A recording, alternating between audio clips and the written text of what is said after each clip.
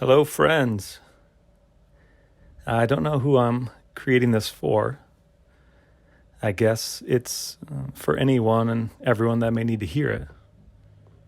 I think for starters, can we just acknowledge this whole thing is weird and uncomfortable and unknown territory? My guess is you feel it too, and that's okay.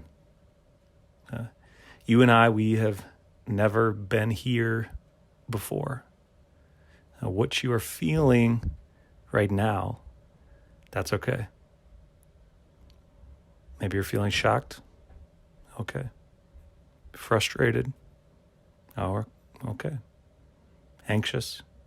Okay. Numb. Okay. Maybe you're feeling nothing at all, and that's okay too. I'm a little jealous of you, but that's okay too.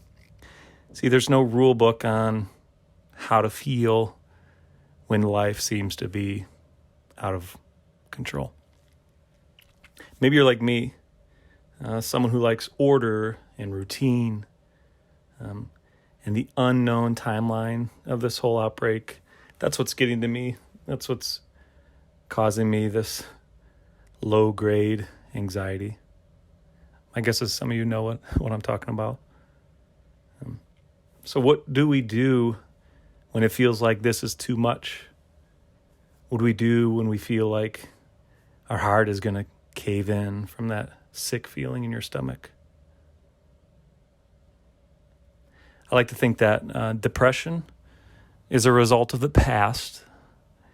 Anxiety comes from the unknown of the future. And then peace comes from not living in either of those worlds mentally. Peace comes from living in this moment right now, today. And the truth is, the uncertainty of this whole epidemic, it will wind down. There is hope. We are resilient people. We'll get through this together. What a blessing and a curse it is to feel all of it so very deeply. And we'll emerge out of this a better society because of it. But what we can't do is lose hope. The opposite of hope is despair. And we can't let ourselves go there mentally. There is hope. There is beauty. What we need to work to do is reframe our mindsets. Mindsets and expectations, they can create a new reality for us. We can look at everything going on through a different lens. And our minds can be an incredible tool. Holding positive expectations can lead to a beneficial outcome. One example I love, in one study on mindsets conducted at the University of Cologne, researchers took two groups of golfers and split them into two separate groups. One group was given a quote-unquote lucky ball, and the other group was given a quote-unquote normal golf ball. And sure enough, the group that was given the lucky golf ball drained 35% more putts than those who were given the regular golf ball, which just goes to show even the mindset does so much as far as changing our confidence and our emotions and our attitudes. Another study that I love about aging, there's a study of over 70,000 people, and they found that people who had positive perspectives on aging, such as more life experiences and a higher level of wisdom, in comparison to those who sort of dreaded aging, who were scared of losing mobility and forgetting everything and worrying about losing their memory. Those who had positive perspectives of aging live on average 7 years longer than the counterparts who dread growing up. And that's all in our minds. Another fascinating study out of New York University brought in a group of college students and split them up into two groups. They were told that they were being measured on language proficiency. So one group was given a set of old words and were told to form sentences. So words like retired and old and wrinkled. And then the other half of the study received neutral words like private or clean or thirsty. Then after creating the sentences, they were told that the study was over and that they could go. But little did they know that the experiment was just beginning. As they left the door, researchers then took a stopwatch and timed how long it took each student to exit the lab and walk to the elevator. And as you guessed, it turns out students who were given old words took significantly longer to walk down the hall in comparison to their counterparts who were given quote-unquote neutral words. Same age students, same abilities, but just being exposed to old words made them feel and act older. So I tell you these because mindset matters.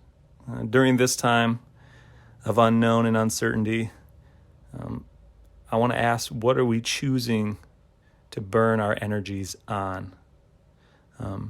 We're doing social distancing, where we're physically distancing ourselves from one another, and most of us are doing a really good job of that. And I challenge you to do two more types of distancing. There's psychological distancing and then temporal distancing. So psychological distancing, that's a cognitive separation between oneself and others, instances such as people and events and times. For example, my wife will get calls from her friends who are single, and they want her opinion about guys they're dating, or just to sort of break down the situation. And she can create a psychological distance and give an unbiased, non-emotionally charged opinion because she's able to psychologically distance herself from the situation that's occurring with her friends. I wonder how we can do that with everything that's going on with COVID-19. Can we be a voice of reason and a source of hope for those who are a little more anxious right now? What I love about this all is people who have lived with anxiety their whole lives. They're finally like to the rest of the world. Now you sort of know how we feel of just always feeling unknown and uncertain and second guessing everything. And then temporal distancing, that involves placing negative experiences that we're going through currently into a more broad or future time perspective. This reduces stress by highlighting the impermanence of everything that's going on today. I know how I'm responding right now, but what will we say about this whole thing a few months from now, a decade from now? This is a once in a century pandemic that we will live through. Just how we look back and talk about, my grandparents lived through the Great Depression. Someday our grandkids will look back and talk about how we lived through the coronavirus. There's that temporal distancing of how will we respond to what's going on right now 3 years from now. That's just one way to sort of settle and ease some of our anxieties. And don't get me wrong, I'm not being naive. My heart aches. But this is our reality today. This is right now. Today is not all days. Take a breath. It will get better. those of us who are able to see a light in a world that seems so full of darkness, that can make the chaos feel less intense. Because there is hope. If we're all feeling lonely during our social isolation, then in some backwards paradox way, we're actually all together. What a gift it has been to slow down, to reconnect, to remember and focus on what really matters. So I encourage you to go for a walk, FaceTime a friend who you haven't talked to in a while, practice mindfulness, inhale, exhale, repeat as many times as you need to. Just know that I am with you in this. We are with you in this. Keep going. You are resilient.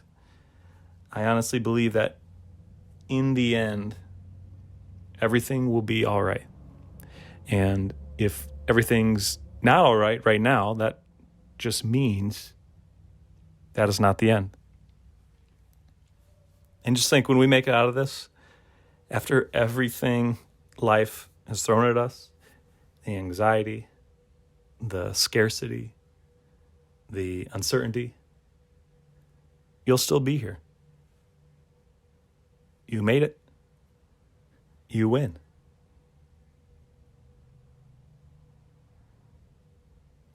Thanks for spending part of your day with me. Feel free to share this message with anyone who may need to hear it.